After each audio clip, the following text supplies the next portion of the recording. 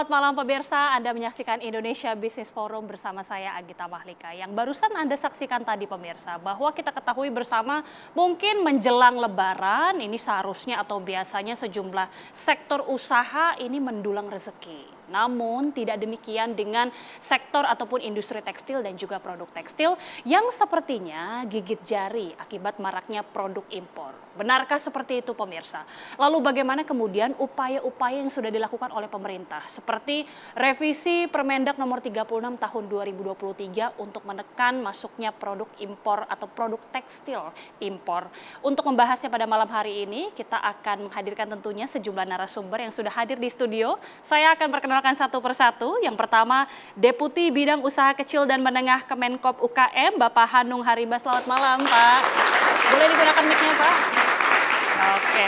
Selamat malam, pemirsa. Selamat malam. Dan selanjutnya juga ada Ketua Umum Asosiasi Perstekstilan Indonesia, Bapak Jemi Kartiwa. Pak Jemi, selamat malam. Dan selanjutnya ada Ekonom Indef, Bapak Heri Ahmad Firdaus. Pak Heri, selamat malam. Selamat malam. Oke. Bapak-bapak, ini saya awali terlebih dahulu dari Pak Jemi. Pak Jemi, ini mungkin bisa digambarkan ya bagaimana kondisi terkini di Indonesia. Apakah betul ya gigit jari selama beberapa bulan terakhir ini atau menjelang Lebaran ini? Ya, kalau saya mengulasnya mungkin belum dari sisi Indonesianya dulu. Oke. Jadi saya lihat dari sisi globalnya dulu. Karena seluruh negara ini sekarang masih berusaha mengendalikan inflasi. Ya, berbagai negara menggunakan instrumen suku bunga untuk menekan inflasi. Dengan kata lain, dengan suku bunga yang tinggi. Ya, kita lihat The Fed ini suku bunganya masih di atas 5,25.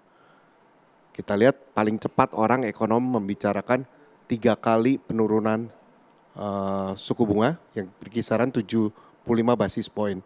Dengan kata lain, di akhir tahun ini paling di kisaran 4,5 suku bunga. Yang istilahnya suku 4,5 itu bukan suku bunga yang normal.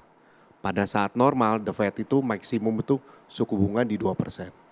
Kalau kita lihat berkaca dari sana, bahwa perlemahan daya beli itu terjadi di berbagai negara. Oke. Termasuk negara US yang paling besar. Jadi secara kondisi global ini juga masing-masing mengalami pelemahan juga. Betul. Yang kita mesti lihat simak adalah negara eksportir TPT terbesar di dunia. Salah satunya China. Kalau kita lihat China itu kondisi negaranya itu deflasi.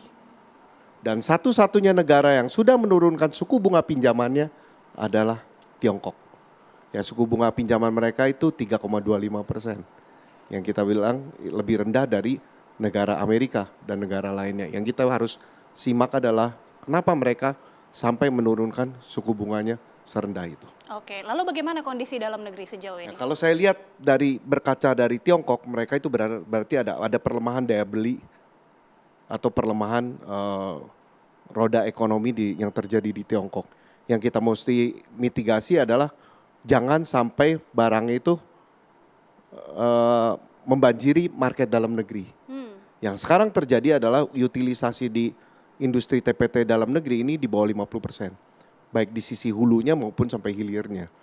Yang kita lihat bahwa ini yang harus kita antisipasi dan kita harus jaga. Oke, jadi sudah mengalami pelemahan tapi dibandingkan dengan tahun lalu mengalami penurunannya seperti apa, Pak?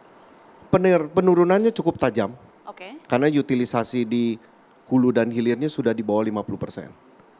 Ya, jadi yang ini kita harus kita berbicara dengan pemerintah, kita apresiasi sekali pemerintah khususnya untuk HSTPT dengan terbitnya Permendak 36 tahun 2023, terus ada penyempurnaan Permendak 3 tahun 2024. Ini kita harapkan menjadi obat untuk memperbaiki utilisasi di sektor industri TPT baik dari IKM-nya sampai ke industri hulunya.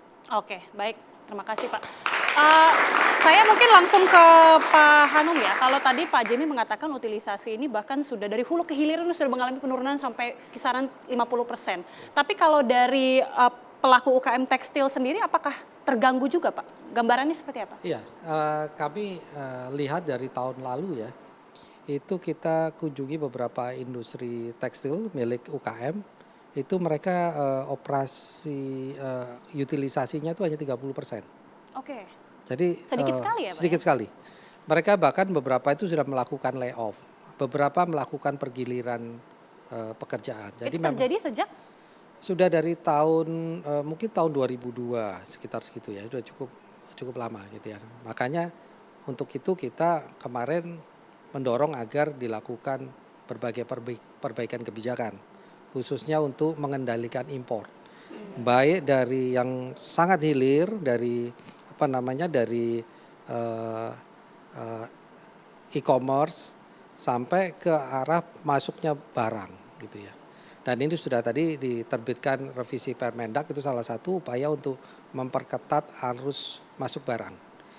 Nah, ini kita harapkan nanti kebijakan ini eh, kita harapkan bisa efektif gitu ya, kalau penegakan hukumnya nanti bisa dilakukan lebih intens lagi. Oke, sebelum kita berbicara lebih jauh mengenai revisi Permendak tadi Pak, kalau kondisi dari para pedagang pakaian ini seperti apa? Karena kan sebenarnya realitanya banyak juga para pedagang yang menjual baju-baju impor, bahkan baju impor ilegal ini juga ada Iya, sebenarnya. jadi kita bagi UKM kita tuh ada dua, satu yang produsen, satunya lagi yang penjual, gitu ya. Tentunya penjual produk-produk tadi itu juga UKM kita harus apa namanya berdagang secara halal ya, apa secara tertib hukum. Nah, jadi kalau yang kita ingin lindungi dahulu ini adalah yang produsen, UKM produsen. Karena kalau yang penjual itu dia bisa ganti produk gitu ya. Kalau barangnya laku, produsen kita bisa menghasilkan barang yang bagus, mereka bisa alih jualan barang yang lain gitu ya. Jadi Beralih profesi iya, lah, dan jualan barang lain lah. membangun ekosistem industri itu nggak gampang. Jadi kalau sampai rusak karena banjirnya impor, ini kita membangunnya lagi itu butuh bertahun-tahun. Nah, salah satu impor tadi yang ingin saya sampaikan bahwa dari data yang kita coba olah, itu impor ilegal itu masuk itu 9 kali dari yang legal tahun 2022-2023. Oke. 9 kalinya Untuk tahun ini? tahun lalu. Untuk tahun lalu? Jadi cukup besar dan itu cukup mengganggu.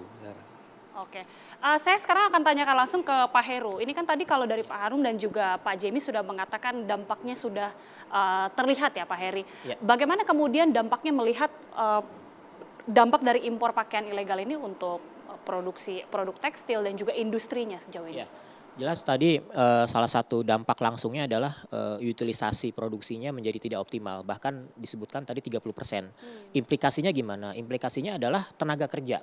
Ya, tenaga kerja yang digunakan di sektor ini tentunya ya turun. Kalau tenaga kerja yang digunakan menurun, akibatnya kan pendapatan dari sisi tenaga kerja juga turun. Yang akibatnya adalah daya beli mereka menjadi melemah. Nah, sektor TPT ini kan merupakan salah satu sektor padat karya yang seharusnya ini mendapat perlindungan yang cukup serius ya dari pemerintah. Mengingat sektor padat karya ini menjadi salah satu instrumen Indonesia menuju peningkatan pendapatan per kapita agar kita bisa naik kelas ya ke negara maju Indonesia Emas 2045. Kalau sektor padat karyanya tidak diperhatikan, kemudian juga banyak yang lay off, maka sulit untuk meningkatkan konsumsi masyarakat secara nasional, meningkatkan daya beli masyarakat, kemudian meningkatkan pendapatan per kapita. Nah, ini jelas adalah suatu hal yang harus diseriusi, apalagi kalau ada impor ilegal yang berdampak langsung terhadap penyerapan tenaga kerja. Tentu ini harus disikapi secara serius saya rasa, dan berbagai revisi dari regulasi itu tujuannya adalah tadi untuk melindungi sektor padat karya kita agar bisa menyerap tenaga kerja seoptimal mungkin, kemudian utilisasinya bisa meningkat sehingga nilai tambah dalam negerinya juga bisa lebih optimal seperti itu. Oke, terlepas tadi sudah kita mengetahui bagaimana kondisi terkini, salah satu yang disebutkan juga adalah revisi Permendak nomor 36 tahun 2023 yang sejauh ini sudah dilakukan oleh pemerintah sedemikian rupa dan sudah berlaku sejak 10 Maret. Nanti kita akan bahas pemirsa bersama dengan sejumlah narasumber, usai jeda tetaplah bersama kami.